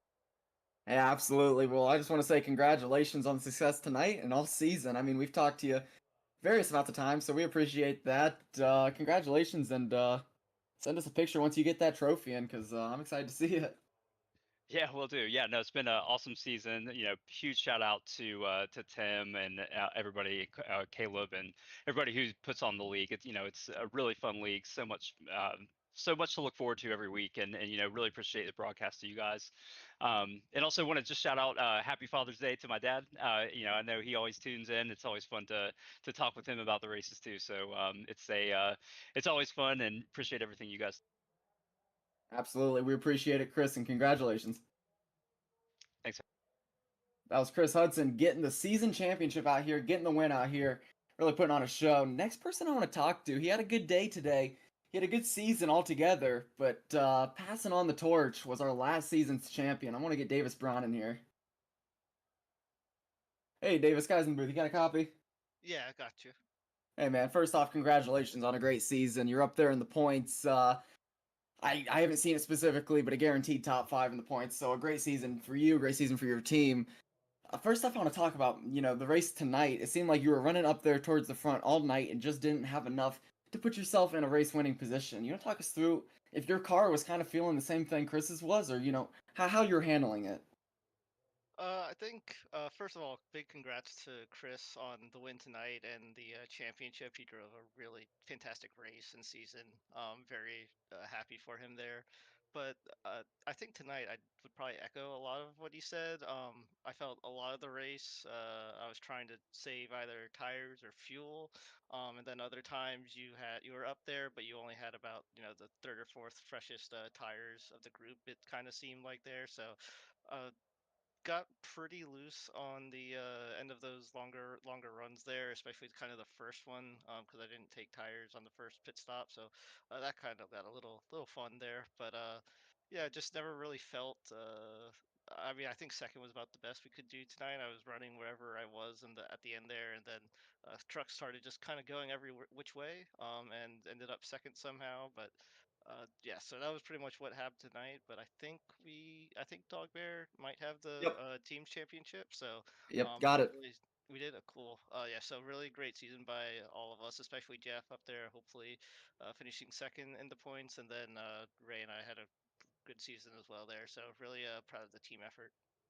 Yeah, real quick before I continue the interview, I'm going to say top 5 solo points are Chris Hudson, Jeff Schmeier, Joe Nathan, you, and then Michael Carroll. And then teams are Dog Bear, Can-Am, Ninth Gear, Leverage, and First to Engage. So you did get the team win. Can you talk to me a little bit through how you and Jeff were, able to find that synergy, able to find that, drive to get yourself, say, a team championship? I wish I could speak for him better. He just went really, really fast all year. Somehow on the short runs, long runs, qualifying, always up front. It was really great to witness. And then, I mean, synergy was just kind of there. Like it was my first time being on a team with both of these guys. I'd obviously raced with them before, but I think, like I said, after the Talladega race, like we just got along really, really well, and just had almost automatic chemistry in the draft and working together that race, and so that kind of just somehow carried over to everything else and worked out very well there. Yeah, absolutely. A great season for you, a great season for all the Dog Bear. Congratulations on getting it done out here tonight and all season, Davis. We hope to see you next season. It's always a good time out here. So congratulations on that. Even like to shout out before we get you out of here. Yeah, totally. And yeah, thanks you guys for all the broadcasts as well. Really enjoy watching them after the race, and of course this Tim and all the admins at CMS for putting on the league and all. It's always a lot of fun. Absolutely, we appreciate it, Davis. Congratulations. Thanks. Yeah. That was Davis Braun getting it done, getting a first place on the team standings and a fourth place on the solo standings. A very dominant season for him. Next, I want to get in here is Devin McCaffrey, leading his team to a fourth place finish on the team standings and getting himself an eighth place finish in solo. Hey, Devin, guys in the booth, you got a copy? Got a copy, Kevin. How are you doing tonight? Man, how you good? I'm doing great. How you doing? Oh, I'm pretty disappointed. I had auto fuel on and it put me 5 laps short, but man, we had a great night out there. All of our leverage guys kind of got off strategy there, and we're hoping for a late yellow to get it, but man, we had a great time this season. Absolutely. I want to talk first about your solo season standings. You were the second driver as far as points go, that had finished that started 8 races or less. So you didn't take a single drop, and you still were able to get a P8 finish on the season. You want to talk us through, how you were able to make those races count that you showed that you were here for? I don't feel like I had a great overall season. I had, I think, 2 18ths, I had a 12, and then I had a few peaky top 10s, and I think one top 5. So I'm not disappointed in my season, but I think it was average at best. I think if I could clean up a couple of runs and make some decisions different on those long runs, I could easily have a top 5 finish next season. But also, all these guys are going to practice and get better next season for sure.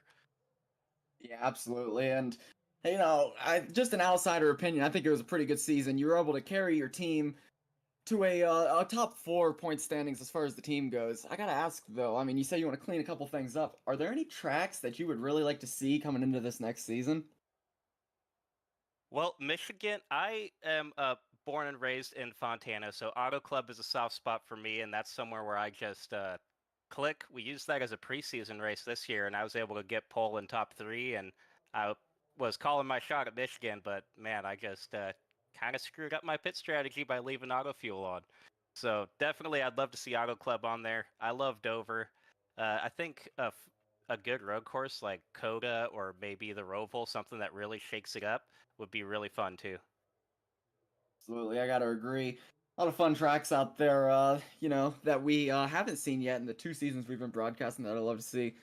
But, as for you and as for all of Leverage, congratulations on the success, the ups and downs of the season, and I think tonight, you might be a little disappointed with the finish, but you led some laps, you showed some speed out there, and it was a good night for you overall, in my opinion. So congratulations on that. Thanks for coming by a few times this season and chatting with us. It's always a pleasure. And anyone like to shout out before we get you out of here? Yeah, Kevin. Agreed. Thank you. Had a lot of fun. thank you guys. Leverage and Ninth Gear work really close together, so it's been a ton of fun practicing with you guys and listen back to the broadcast every week. Thank Tim and all the admins at CMS getting this done, and Rock Pirates RC. Get yourself a RC car parts and accessories made in USA.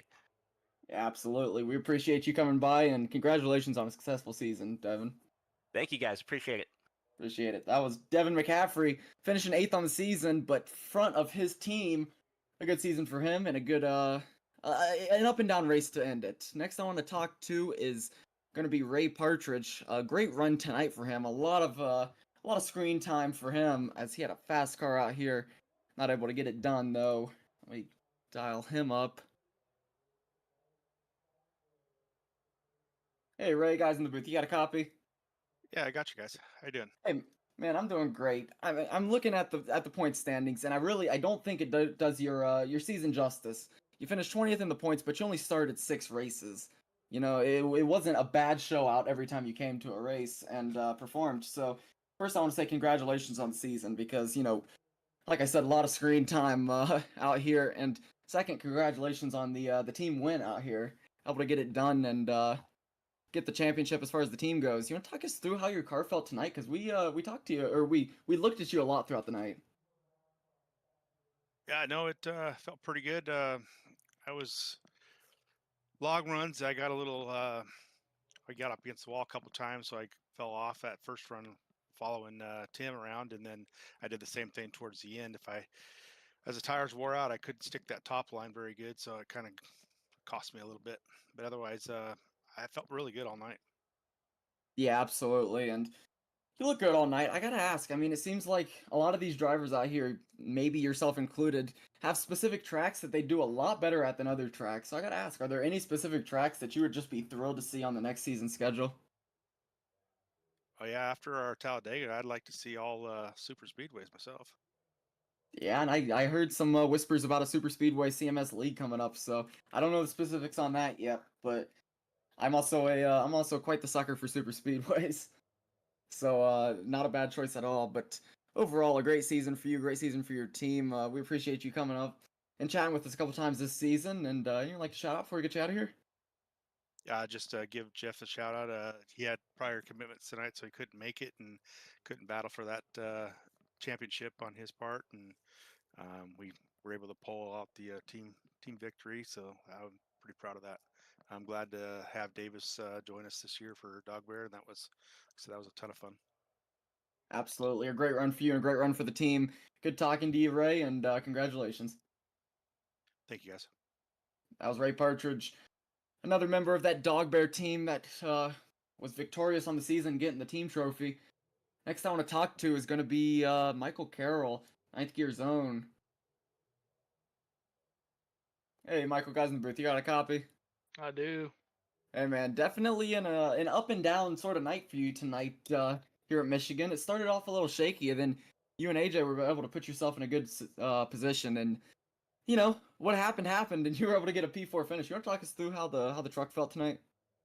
Uh, it felt pretty good. I just had a few issues with 3 and 4, trying to figure out where I could find grip. I kept going low, middle, high, just everywhere. I couldn't figure out how to run it. Um, and then I had a couple incidents with actually both teammates Nick and AJ there. Both times I felt like I was side drafting, but I felt like I was leaving enough room, and I guess iRacing just kind of glued us together. I haven't got a chance to look back at the one that happened with Nick, but that was pretty early on. I looked at the one with AJ, and I had already talked to him, apologized for it, but it looked like both of us are keeping that car straight and trying to battle for the win, and unfortunately it just glued us together. So, but yeah, it felt pretty good. So 3 and 4 just was hindering me, and unfortunately wasn't able to get the win there. Yeah, absolutely. Let's talk about the season, though. I mean, you came out here and you put on a show, getting a top 5 finish on the season, just barely slipping in over AJ there at the end. I mean, Oh, it that was an makes up it and down worse. season. I figured it might, but gotta mention it. But It was a good season for the both of you. You want to talk me through, what tracks you seem to do well at, what tracks you seem to not do so well at? I know there was a couple of the races that you wish you could have had back. I definitely did real bad at Road America. So road courses are definitely not my strong suit. Definitely in the NASCAR cars in general. So had a pretty bad showing there. I feel like I've been pretty good at. I already know I'm pretty good at super speedways and stuff. You can pretty much hold full throttle and stuff. But other than that, just kind of like those weird, like Rockingham, the weird kind of mile and a halfs or whatever. I felt real good at Rockingham, so I'm hoping I get to see a few more um, kind of weird racing mile and a halfs, if that makes sense. Yeah, I gotta agree. I think, the harder they are to run, the better the more experienced drivers seem to do. But I mean, a great season for you, a great season for the team. Able to get third in points, so I'm pretty happy with that. Uh, Mhm. Anything you want to see in the future as far as tracks go? I know you said you like seeing the ones that are held wide open, but aside from super speedways, anything that we haven't raced in the past, I think what one season you've been here that you'd want to race at? I mean, all of them are getting pretty foggy. I can't remember all of them, if we've ran them or not. I want to see Rockingham again. I want a shot at redemption there. Um, I would probably say maybe an Atlanta race would be pretty good. Old Atlanta, I mean, not the new pave Yeah, super speedway racing. Um, just I don't really have a preference. I'm just gonna come out here and try to do my best, but definitely Rockingham. I need to try to see if I can get that one back. absolutely. Rockingham, ideal for you. I know we ran the 2008 config of Atlanta 2 seasons ago, so maybe see a return of that. But all in all, a great season for you. We appreciate you coming by and talking to us, and I know you've been putting in some track time in the practices, helping Luke out some because he sucks. So appreciate that as well. But congratulations on success all season, and anyone like to shout out before we get you out of here?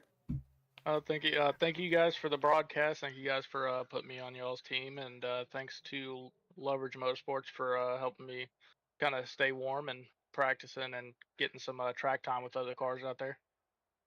Absolutely, we appreciate you, and congratulations, Michael. Thank you. That was Michael Carroll getting a P5 finish on the season. We're going to talk to his teammate, get the last interview in, who finished sixth on the season, but it was an impressive sixth. Hey, AJ, guys in the booth, you got a copy? I got you. All right, so the plan now here is to make Michael feel as bad as he can throughout the course of this interview. You had a fast car throughout Michigan for the majority of the day. I know you had some incidents early on, but you were able to gain that track position back, and then it kind of seemed like an iRacing incident there at the end. You want to talk us through, how that race felt, and then how it came to an end? Yeah, race felt pretty good. I was downside of, guy got loose, no big deal. Thankfully I saved it early so I didn't wreck the car and get a fast repair. But the long run, I was shocked that we were able to actually start keeping catching up to the guys on tires. So I knew long run, I really liked where I was at. Um, and then I felt good before that last caution. I thought I was in a good spot. I had kind of caught the guys that had put on newer tires and felt good. And then caution came out, felt good again.